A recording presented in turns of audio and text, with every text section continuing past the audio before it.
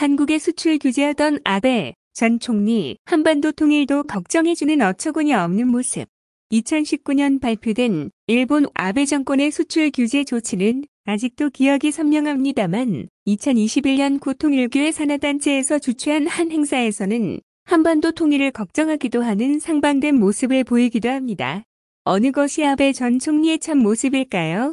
일각에서는 아베 전 총리는 미국의 대일본 지배 정책을 충실히 이행해온 꼭두각시 총리였고 총리직에서 물러난 후에도 마크에서 힘을 발휘한 실권자라고도 합니다. 과연 그의 참모습이 어떤 것인지 궁금합니다. 그럼 다음 연설을 확인해 봅시다. 여러분 안녕하십니까?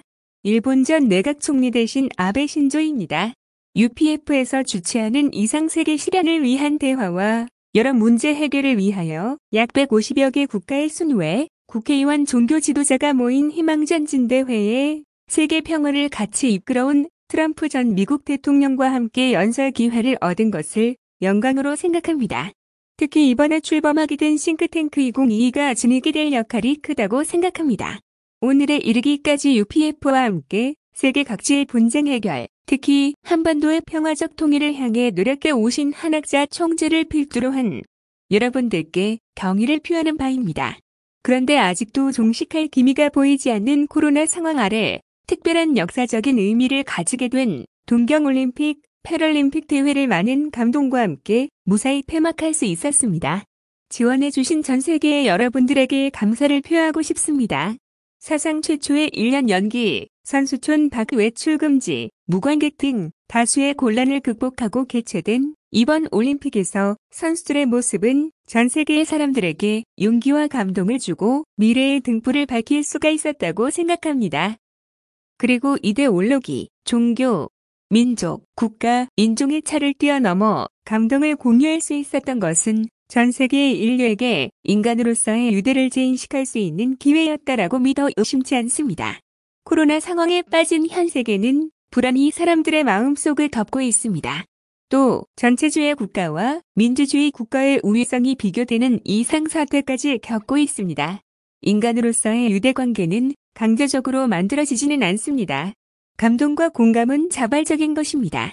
사람과 사람 사이의 유대는 자유와 민주주의의 원칙에 따라 뒷받침되어야 한다고 믿어 의심치 않습니다.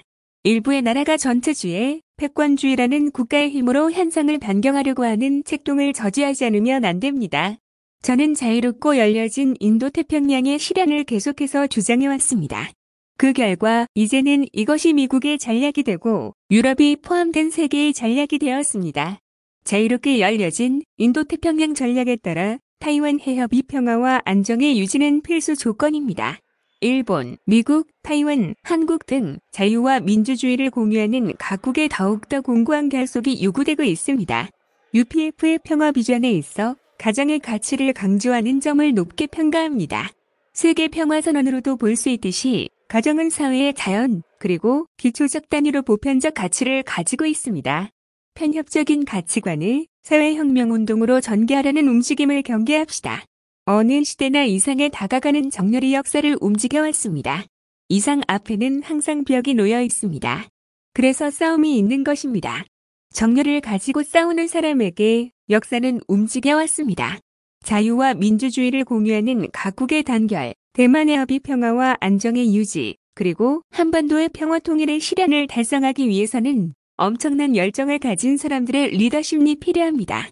이 희망전진대회가 큰 힘이 되어 줄 것을 확신하고 있습니다. 대단히 감사합니다. 아베 전 총리의 감동적인 연설 감사합니다.